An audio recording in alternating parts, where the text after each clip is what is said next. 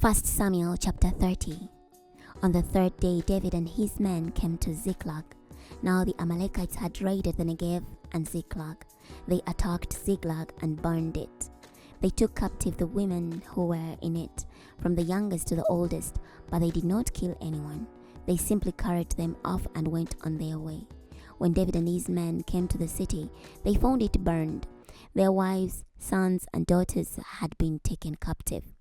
Then David and the men who were with him wept loudly until they could weep no more.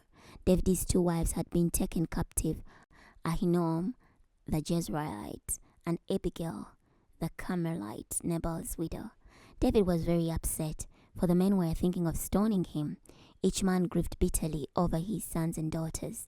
But David drew strength from the Lord his God. Then David said to the priest Abiathar, son of Ahimelech, "Bring me the ephod." So Abiathar brought the ephod to David.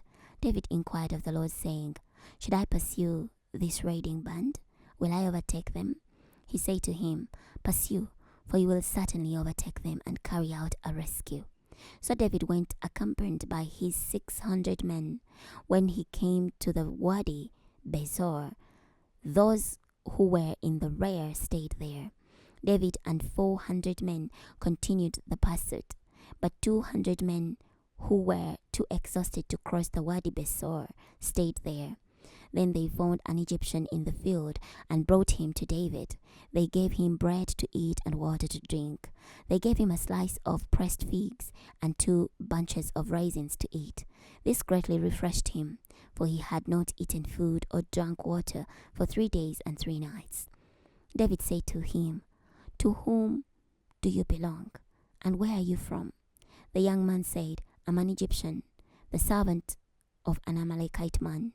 My master abandoned me when I was ill for 3 days. We conducted a raid in the Negev of the Kerethites, on the area of Judah, and on the Negev of Caleb we burned Ziklag."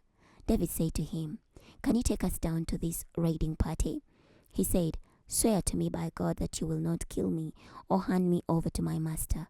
I will take you down to this raiding party." So he took David down, and they found them spread out over the land. They were eating and drinking and enjoying themselves because of all the loot they had taken from the land of the Philistines and from the land of Judah. But David struck them down from twilight until the following evening. None of them escaped with the exception of 400 young men who got away on camels. David retrieved everything the Amalekites had taken. He also rescued his 2 wives. There was nothing missing, whether small or great. He retrieved sons and daughters, the plunder, and everything else they had taken. David brought everything back. David took all the flocks and herds and drove them in front of the rest of the animals. People were saying, "This is David's plunder." Then David approached the 200 men who had been too exhausted to go with him, those whom they had left at the Wadi Bezor. They went out to meet David and the people who were with him. When David approached the people, he asked how they were doing. But all the evil and worthless men among those who had gone with David said, "Since they didn't go with us, we won't give them any of the loot we retrieved. They may take only their wives and children. Let them lead them away and be gone." But David said, "No, you shouldn't do this, my brothers. Look at what the Lord has given us. He has protected us and has delivered us into our hands, the raiding party that came against us. Who will listen to you in this matter? The portion of the one who went down into the battle will be the same as the portion of the one who remained with the equipment. Let their portion be the same." From that time onward, it was a binding ordinance for Israel, right up to the present time. When David came to Ziklag, he set some of the plunder to the elders of Judah, who were his friends, saying, "Here's a gift for you from the looting of the Lord's enemies." The gift was for those in the following locations: for those in Bethel, Ramoth Negev, and Jatu; for those in Erol, Sipmoth, Eshtemoa, and Rakal; for those in the cities of the Jerahmeelites and Kenites; for those in Holma, Bo-Ashan, Atak, and Hebron; and for those in whatever other places David and his men had traveled.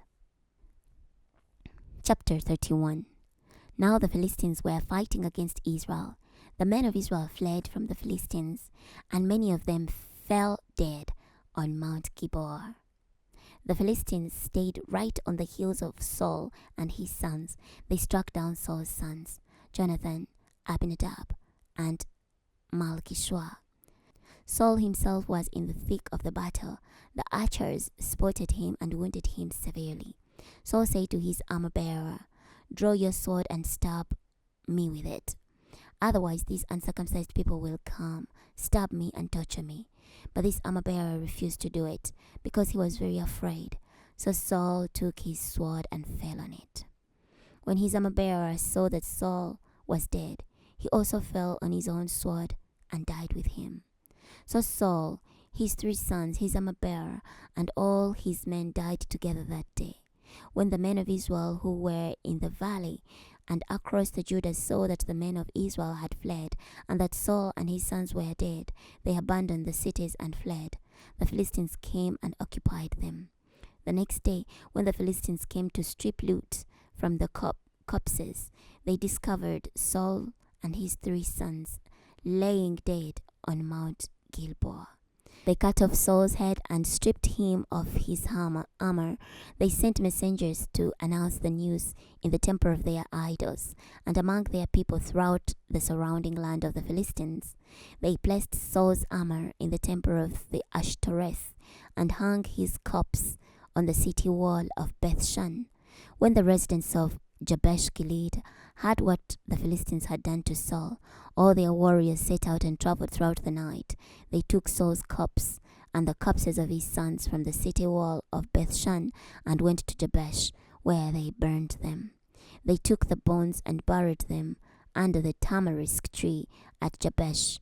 Then they fasted for 7 days. We have reached the end of the first book of Samuel. Next time we're going to be starting the second book of Samuel. I'll see you then.